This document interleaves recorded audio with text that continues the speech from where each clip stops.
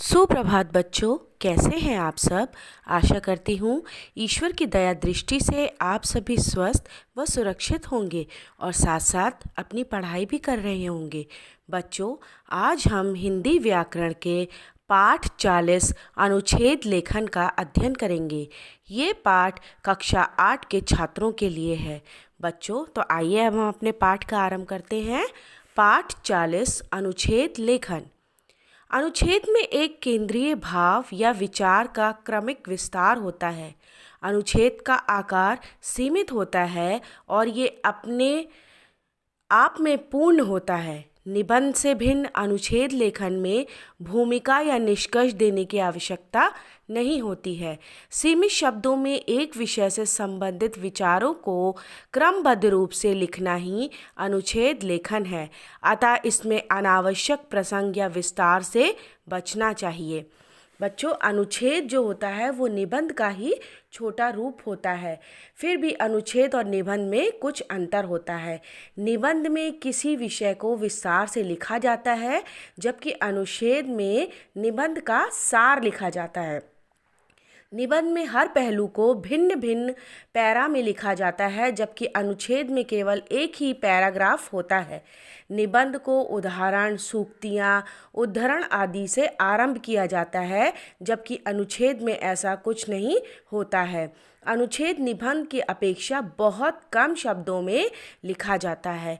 बच्चों, अनुच्छेद का एक मेन जो आपको टॉपिक या शीर्षक दिया जाता है, उसी टॉपिक को लेके आपको कम शब्दों में, अर्थात उसका सार, उसका निचोड़ लिखना होता है। उसी शीर्षक से संबंधित महत्वपूर्ण बातों को लिखकर कम शब्दों में ही अपने विचारों को प्रकट करना अनुच्छेद लेखन कहलाता है। अनुच्छेद लिखते समय निम्नलिखित कुछ बातों पर अवश्य ध्यान देना चाहिए। पहला, अनुच्छेद का आरंभ सीधा विषय से संबंधित होना चाहिए। वाक्य छोटे और एक दूसरे से जुड़े होने चाहिए। भाषा सरल, सहज, स्पष्ट और प्रभावशाली होनी चाहिए। लगभग 80 से 100 शब्दों में अनुच्छेद लिखना चाहिए। अनुच्छेद में वाक्य छोटे तथा प्रभावशाली होते हैं। अनुच्छेद का आरंभ भूमिका आदि से ना करके सीधा जो विषय दिया जाता है उससे ही किया जाता है। इसमें सबसे प्रमुख बिंदुओं का समावेश अवश्य होना चाहिए। बच्चों, सबसे पहले हमें अनुच्छेद जब लिखना हम आरंभ करते हैं तो हमें कुछ बातों को बहुत ध्यान में रखना चाहिए। सबसे पहले जो भी हमें शीर्षक मिला है, उसी शीर्षक से सीधा हमको उसी से संबंधित वाक्यों को लिखना चाहिए और वाक्य एक दूसरे से क्रमबद्ध रूप से जुड़े होने चाहिए। जो भी हम अनुच्छेद लिख रहे हैं, जिस भी विषय पर हम अनुच्छेद लिख रहे हैं, उस अनुच्छेद के वाक्य जो है वो सीक्वेंस में एक दूसरे से क्रमबद्ध रूप से जुड़े रहने चाहिए। और वाक्य जो है वो बहुत बड़े बड़े ना लिखकर वाक्यों को टू द पॉइंट छोटे छोटे लिखना चाहिए। भाषा हमेशा अनुच्छेद की जितनी सरल आप लिख सकते हैं, जितनी स्पष्ट लिख सकते हैं, और भाषा लिखते समय ऐसी भाषा का प्रयोग करें जो कि प्रभावशाली हो, स्पष्ट हो, सरल हो और प्रभावशाली हो। और अनुच्छेद जो है कम से कम 80 से 100 शब्दों में लिख के ही समाप्त कर देना चाहिए। इसमें निबंध लेखन की तरह भूमिका, उपसंहार, प्रसार, इन सब की आवश्यकता नहीं होती है, बल्कि आप कुछ शब्दों में ही आप अनुच्छेद में अपनी बात को प्रकट कर सकते हैं।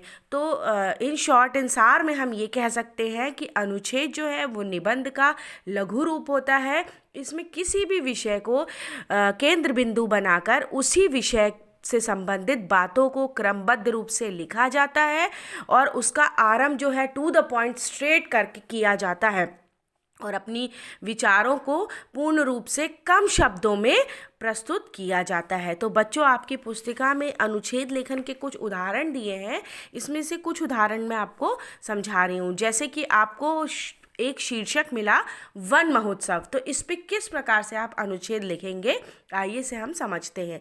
मनुष्य अपनी आवश्यकताओं के लिए सदा से प्रकृति पर निर्भर रहा है। पेड़ पौधे और वन मनुष्य के लिए प्रकृति की अनुपम भेंट है।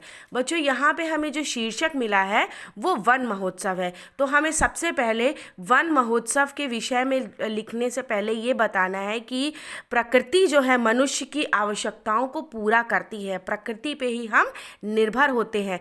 पेड़ पौधों के विषय में हमने बताया कि पेड़ पौधों का प्रभाव जो है मनुष्य पर पड़ता है और ये प्रकृति की अनुपम भेंट है। वनों से प्रकृति व पर्यावरण संतुलन बना रहता है। अब हम वनों के महत्व के विषय में बता रहे हैं कि उससे जो है पर्यावरण में संतुलन बना रहता है।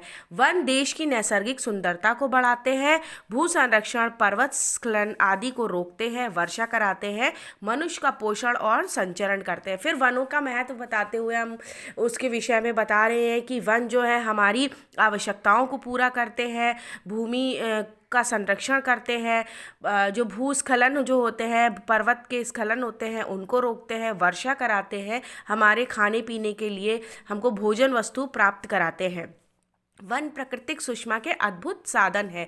दुर्भाग्यवश मनुष्य पिछले सैकड़ों वर्षों से वनों का दोहन कर रहा है और अपनी आवश्यकताओं की पूर्ति के लिए वनों को अंधाधुंध काट रहा है। अब हम बताएंगे कि किस प्रकार से वनों का दोहन किया जा रहा है, वनों को काटा जा रहा है, जिसका परिणाम जो है पर्यावरण असंतुलन और ग्लोबल वार्मिंग के रूप में हमें भुगतना पड़ रहा है।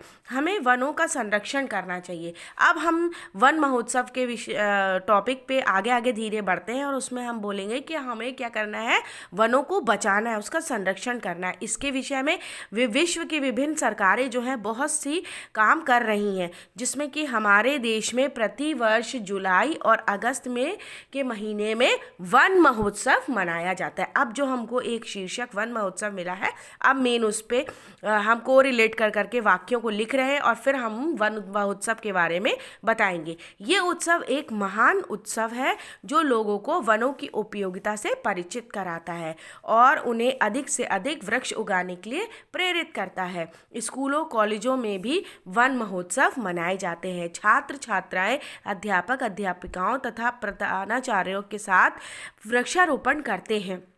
हम सबका कर्तव्य है कि हम वन संरक्षण में अपना योगदान दें और इन्हें कटने से बचाएं। तो बच्चों, हमने देखा कि यहाँ पे एक शीर्षक मिला वन महोत्सव। तो हमने सबसे पहले वनों के महत्व को बताया, मनुष्य के जीवन में उसका क्या महत्वपूर्ण योगदान है, उसकी क्या लाभ है, उस वनों के ना होने से क्या हानि होगी और मनुष्य अपने लालच के कारण किस प्रकार से वनों का दोहन कर रहा है और उस वन को कटने से बचाने के लिए हमें संरक्षण के कई प्रोग्राम चलाए जा रहे हैं, जिसके अंतर्गत हमारे देश में वन महोत्सव भी मनाया जाता है और हमें किस प्रकार से वनों का संरक्षण करना है। तो इसी प्रकार से बच्चों, कोई भी आपको अगर शीर्षक दिया जाता है तो आप उस पर अपना जो भी आपको शीर्षक दिया गया है उसको केंद्र बिंदु बना के उस पर अनुच्छेद लिख सकते हैं। तो आशा करती हूँ बच्चों ये पाठ आपको समझ में आ गया होगा। अब इसी पाठ से संबंधित कुछ कार्य मैं आपको दे रही हूँ जो आपके विद्यालय की वेबसाइट पर उपलब्ध है। धन्यवाद।